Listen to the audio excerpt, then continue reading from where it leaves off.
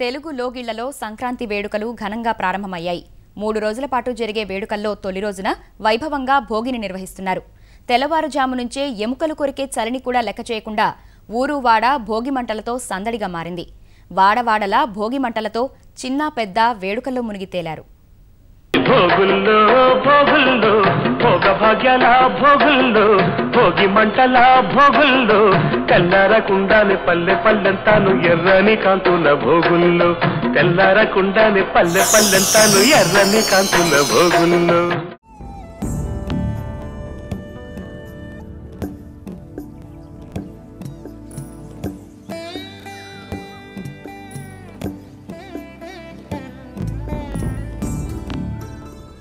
మూడు రోజుల పండుగలో తొలి రోజు భోగి.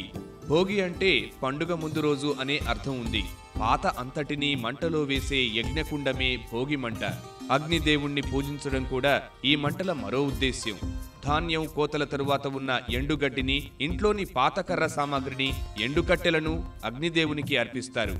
సంక్రాంతి వేళ ప్రకృతిలో ఏర్పడే పొగమంచు సూర్యకిరణాలను వడబోస్తుంది. అందుకే చలివేళ శరీరాన్ని వేడి చేసుకుని ఆపై అభ్యంగన స్నానం చేసి స్వచ్ఛమైన కిరణాలను ఆవాహన చేసుకునేందుకు అవకాశాన్నిస్తాయి భోగి మంటలు.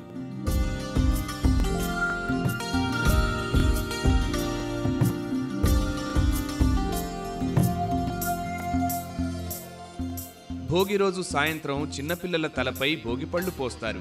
రేగుపళ్ళు, శనగలు, నాణేలు, చెరకు ముక్కలు, బంతి, చేమంతి పూరేకులు, అక్షింతలు కలిపి దిష్టి తీస్తారు. కలకాలం భోగభాగ్యాలు కలిగి ఉండాలని దీవిస్తారు. ముత్తైదువులను పిలిచి తాంబూలాలు ఇస్తారు.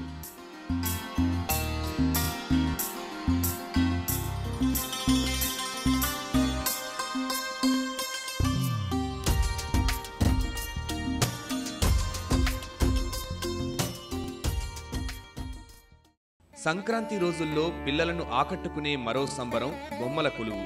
భోగి రోజు నుంచే వీటిని ప్రారంభిస్తారు. ఇంట్లో ఉన్న పాత బొమ్మలకు తోడు కనీసం ఒక కొత్త బొమ్మనైనా కొని కొలువు ఏర్పాటు చేస్తారు. దేవుళ్ల బొమ్మలతో పాటు సమాజంలోని వివిధ వృత్తులు, ప్రదేశాల బొమ్మలు ఇందులో ఉంటాయి.